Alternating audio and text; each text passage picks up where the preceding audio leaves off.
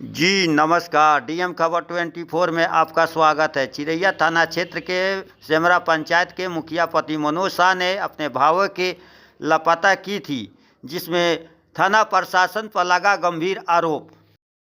मुखिया पति मनोज शाह अपने भावे को जो लापता की हुई थी, इसके बारे में थोड़ा बताइए। कैसे घटना घटी, कैसे हुआ, इसके बाद क्या क्या हुआ, थोड़ा डिटेल दीजिए। ये हारा शीशम चुरा कर काट लेने के संबंध में ये झगड़ा बढ़ी है और 112/3/12/2025 को मैंने मेरी सिस्टर फोन करके 112 आया हुआ था और वहाँ आने के बाद में जो बातचीत हो जाने के बाद में समझा बुझा कर उस समय भी मैंने 112 के सामने मनोज प्रसाद कहता था कि हाँ हम तुमको दे दिए हैं रहने के लिए, वही गनीमत है, न तो अब अभी तक तुमको काट कूट के फेंक दिए रहते। और 112 वाले भी समझा मुझा कर शांत करा कर वो चले गए। चले जाने के बाद में रात में फिर 10-11 बजे रात को उनका किए कि बहन को मारपीट कर दिए। कर देने के बाद में 5 तारीख को मेरी बहन स्वयं आवेदन चिरैया थाना को दी, अपने जाकर स्वयं जाकर दिए। उसके बाद में क्या हुआ? उसके बाद में कुछ कार्रवाई नहीं हुआ। अगर कुछ कार्रवाई हो गया रहता तो 8/12/2025 को ये घटना नहीं घटता। सही बात। उसके बाद में क्या होगा? उसके बाद में क्या हुआ कि मैंने 13 तारीख को एसपी साहब जगह गए। 13/12/2025 को एसपी साहब जगह गए। जाने के बाद में वहाँ से थाना पर फोन आया। आने के बाद में स्थानीय थाना वहाँ चिरैया नहीं 13 के पहुँचा सेमरा में, नहीं आपको बता दें कि 14 को पहुँचा, 15 को पहुँचती है और 3:27 पर हम पर मिस कॉल देती है आइयो।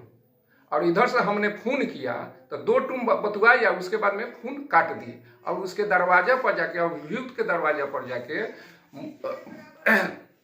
5 कप चाय आता है, चाय पीकर वो जगह से रिटर्न आ गई। अब थाना पर जाते हैं तो जो आपके एसआई है जी, वो आपको क्या आश्वासन देते हैं? देखिए बार बार बुलाया जाता है, जाते हैं, कभी 2 आदमी गए, कभी 3 आदमी गए, जितने मरतबे हम जाते हैं पूरा सूचना मनोज मुखिया को मिल जाता है। इससे तो पता चल रहा है कि थाना जो है सो मनोज मुखिया से मिली हुई है। एकदम संलिप्त है थाना के इसमें हाथ है। अगर 5 तारीख को मैंने हमारा कार्रवाई कुछ किया हुआ रहता तो मेरी बहन मैंने गायब नहीं होती। आज जो मैंने कार्रवाई हुआ है, जब मैंने घटना घटी है 8 तारीख को, जो 11 तारीख को FIR लिया गया है, FIR में स्पष्ट लिखा गया है कि हाँ 5 तारीख को मेरी बहन खुद आके आवेदन दी है। लेकिन उस आवेदन का कोई जिक्र नहीं, उस आवेदन को कोई जिक्र नहीं किया जाता है। उसको जो है वरीय पदाधिकारी को भ्रमित किया जा रहा है। अब वरीय पदाधिकारी को पूछना चाहिए कि जो FIR में लिखा हुआ है, पूछना चाहिए कि 5 तारीख को जब मैंने आवेदिका आके आवेदन दिया उस पर काहे नहीं कुछ कार्रवाई किया गया। उसको पहले देखना चाहिए कि हाँ मैंने इस पर कार्रवाई क्यों नहीं हुआ है। अगर कार्रवाई हो गया रहता तो ये घटना नहीं घटता। इससे तो पूरा पता चल रहा है कि भाई इसे साफा मिली जुली है। जो हम 5 को दिए तो नहीं हुआ, 11 को जो आवेदन पड़ा उस पर पूरा जोर दे रहे हैं। मेरे 5 तारीख पर कोई जोर नहीं है। अच्छा, यह बहुत निंदनीय बात है कि वरीय पदाधिकारी DSP साहब जब पूछते हैं कि हाँ तुम क्या कहाँ गई है, तो बोलती है कि हाँ हम उसके दरवाजे पर गए। DSP साहब बोले कि तुम चाय पी के चली जाती है, तो नहीं सर हम रोड पर खड़ा हुए थे। और कहाँ गई थी, तो उसके मैके गए हुए थे, जो खुद हम वहाँ बैठे हुए हैं, जो एको दिन मैके नहीं आई है। अब ये सस्पिशन होता है, शक पैदा हो रहा है कि इसमें एकदम 100% हम कह सकते हैं कि हाँ चिरैया थाना इसमें संलिप्त है। अगर संलिप्त नहीं हुआ रहता, 29 दिन में मेरा एथी का बहन का गायब हुआ हो गया। 2 मरतबे गई है, एक बार 15 तारीख को गई है, एक बार गई है 18 तारीख को गई है, वो भी 18 तारीख को गई है। तो हम गए थाना पर, तो प्रभारी साहब कहे कि एगो काम कीजिए, आप लेकर साथे जाइए। 3 घंटा में तैयारी होकर वहां से चली है। वहां से जाने के बाद में मनोज साहब बैठे हुए थे, घर में लुका गए।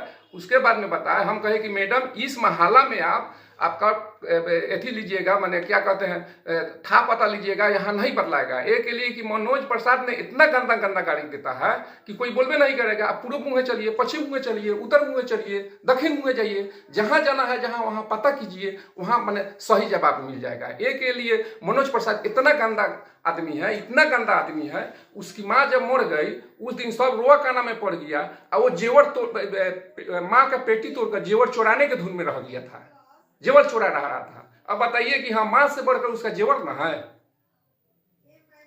इतना घटिया मिजाज का आदमी है। इससे आप क्या प्रशासन से क्या अनुरोध करना चाह रहे हैं? क्या माने प्रशासन से यही अनुरोध करना हम चाह रहे हैं, बड़े पदाधिकारी से, कि FIR पढ़ा जाए। 5 तारीख के हमारी बहन आवेदन दी हुई थी, जो FIR में मैंने दरखास्त में लिखा गया है। अगर गलत लिखा गया रहता तो स्थानीय थाना FIR नहीं करता।